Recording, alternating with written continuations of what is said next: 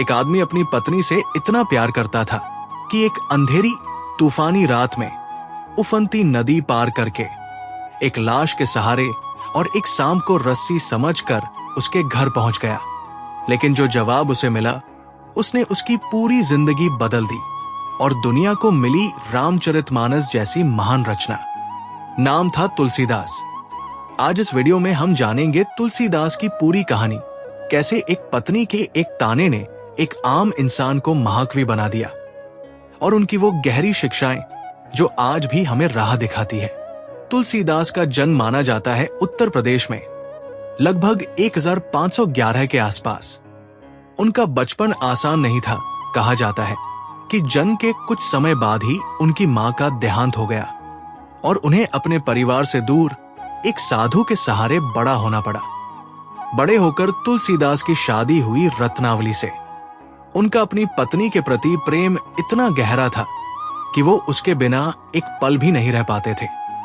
यही प्रेम आगे चलकर उनकी जिंदगी की सबसे बड़ी घटना का कारण बना। एक बार रत्नावली अपने मायके, अपने माता पिता के घर चली गई बिना तुलसीदास को बताए। जब तुलसीदास को पता चला तो वो बेचैन हो गए। रात होते होते बिना किसी की परवाह किए वो अपनी पत्नी से मिलने निकल पड़े। रास्ते में एक उफनती हुई नदी थी। तूफानी रात में प्यार में इतने डूबे हुए थे तुलसीदास कि उन्होंने एक तैरती हुई लाश को लकड़ी का तख्ता समझकर उसके सहारे नदी पार कर ली। फिर घर की दीवार चढ़ने के लिए अंधेरे में एक लटकते हुए सांप को रस्सी समझकर उसे पकड़ लिया और ऊपर चढ़ गए। जब वो आखिरकार रत्नावली के कमरे में पहुंचे तो पत्नी हैरान रह गई। उसने गुस्से में लेकिन एक गहरी सीख के साथ कहा, जितना प्रेम आप इस हाड़मांस के शरीर से करते हैं, अगर उतना ही प्रेम आप भगवान राम से करते तो आपका जीवन धन्य हो जाता। ये बात तुलसीदास के दिल में सीधे उतर गई। उसी रात उन्होंने घर छोड़ दिया और भगवान राम की भक्ति में अपना पूरा जीवन समर्पित करने का फैसला किया। घर छोड़ने के बाद तुलसीदास ने वर्षों तक तीर्थ यात्रा की, संतों से मिले और गहरी भक्ति में डूब गए। यहीं से शुरू हुई उनकी सबसे बड़ी रचना रामचरितमानस। ये कोई साधारण किताब नहीं थी। तुलसीदास ने संस्कृत की जगह आम बोलचाल की भाषा अवधी में भगवान राम की पूरी कहानी लिखी, ताकि हर आम इंसान बिना संस्कृत जाने भी राम की कथा समझ सके।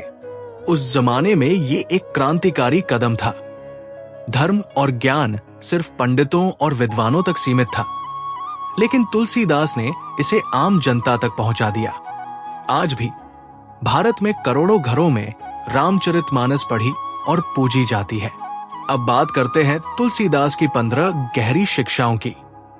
तुलसी इस संसार में भांति भांति के लोग, सबसे हिलमिल चालिए नदी नाव संजोग। मतलब इस दुनिया में तरह तरह के लोग होते हैं, लेकिन हमें सबके साथ मिलजुल कर रहना चाहिए। जैसे एक नदी अलग अलग नावों को अपने साथ ले जाती है, ये सीख आज के जमाने में भी उतनी ही जरूरी है। चाहे कोई हमसे अलग सोच रखता हो, अलग स्वभाव का हो, फिर भी उसके साथ सामंजस्य बिठाना ही समझदारी है। दूसरी शिक्षा, तुलसी मीठे वचन ते सुख उपजत चहुओर। वशीकरण एक मंत्र है, परिहरू बचन कठोर। मतलब मीठे बोल से चारों ओर सुख फैलता है। ये एक तरह का वशीकरण मंत्र है जो लोगों का दिल जीत लेता है, इसलिए कठोर बोल से बचना चाहिए। तुलसीदास कहते हैं, आपकी भाषा ही तय करती है कि लोग आपसे कैसा व्यवहार करेंगे। मीठी बात से रिश्ते बनते हैं, कड़वी बात से टूटते हैं। तीसरी शिक्षा, रामचरितमानस से जाकी रही भावना जैसी, प्रभु मूरत देखी तिन तैसी। मतलब जिसकी जैसी भावना होती है उसे भगवान की मूर्ति भी वैसी ही दिखती है। ये बहुत गहरी बात है। हमारी सोच, हमारी नीयत ही तय करती है कि हम दुनिया को कैसे देखते हैं। अगर मन में प्रेम और श्रद्धा है तो हर जगह भगवान नजर आते हैं। अगर मन में शक और नकारात्मकता है तो अच्छी चीजों में भी बुराई दिखती है। चौथी शिक्षा, तुलसी साथी विपत्ति के विद्या विनय विवेक। ये कभू न छाड़िए बुद्ध विवेक की टेक। मतलब मुश्किल समय में असली साथी होते हैं विद्या, ज्ञान, विनय, नम्रता और विवेक, सही गलत की समझ। इन्हें कभी मत छोड़ो। तुलसीदास बताते हैं कि पैसा, रिश्तेदार या ताकत ये मुश्किल वक्त में साथ छोड़ सकते हैं, लेकिन ज्ञान और सही सोच हमेशा साथ रहते हैं। 5वीं शिक्षा, धीरज, धर्म, मित्र अरु नारी, आपदकाल परखिए चारी। मतलब धैर्य, धर्म, दोस्त और जीवन साथी, इन चारों की असली परख मुश्किल समय में ही होती है। सोचिए, अच्छे समय में तो सब साथ खड़े होते हैं, लेकिन जब मुश्किल आती है तभी पता चलता है कौन सच्चा है और कौन सिर्फ दिखावा कर रहा था। 6ठी शिक्षा, बिनु सत्संग विवेक न होई, राम कृपा बिनु सुलभ न सोई।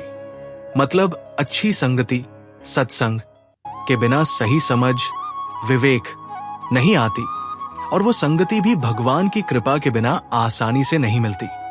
तुलसीदास बताते हैं कि इंसान की सोच काफी हद तक उसकी संगति से बनती है। अच्छे लोगों के साथ रहोगे तो अच्छी सोच पनपेगी। इसलिए अपने आसपास किन लोगों को रखते हो, ये बहुत मायने रखता है। 7वीं शिक्षा, परहित सरिस धर्म नहीं भाई, पर पीड़ा सम नहीं अधमाई। मतलब दूसरों की भलाई करने से बड़ा कोई धर्म नहीं है और दूसरों को दुख पहुंचाने से बड़ा कोई पाप नहीं है। ये लाइन आज के जमाने में भी उतनी ही सटीक है। हम अक्सर धर्म को पूजा पाठ और रीति रिवाजों तक सीमित समझ लेते हैं, लेकिन तुलसीदास कहते हैं असली धर्म है दूसरों की मदद करना, और सबसे बड़ा पाप है किसी को दुख देना। 8वीं शिक्षा, रघुकुल रीति सदा चली आई, प्राण जाय पर बचनु न जाय। मतलब रघुकुल, भगवान राम के वंश की परंपरा हमेशा से यही रही है, प्राण भले चले जाए, लेकिन दिया हुआ वचन नहीं टूटना चाहिए। आज के जमाने में जहां वादे तोड़ना आम बात हो गई है, ये सीख याद दिलाती है कि अपनी बात पर टिके रहना ही असली चरित्र की पहचान है। 9वीं शिक्षा, काम क्रोध मद लोभ की, जो लो मन में खान, तो लो पंडित मूर्खो, तुलसी एक समान। मतलब जब तक मन में काम, वासना, क्रोध, अहंकार और लालच घर किए बैठे हैं, तब तक चाहे कोई कितना भी बड़ा पंडित, विद्वान क्यों ना हो, वो एक मूर्ख के बराबर ही है। तुलसीदास साफ कहते हैं असली ज्ञान डिग्री या किताबी पढ़ाई से नहीं आता, बल्कि अपने मन की इन 4 कमजोरियों पर काबू पाने से आता है। 10वीं शिक्षा, मुखिया मुखु सो चाहिए, खान पान कहो एक, पालई पोषई सकल अंग, तुलसी सहित विवेक। मतलब एक अच्छे नेता, मुखिया को शरीर के मुंह जैसा होना चाहिए, जो खाना खुद खाता तो एक जगह से है, लेकिन उस खाने से पूरे शरीर के सभी अंगों को पोषण देता है।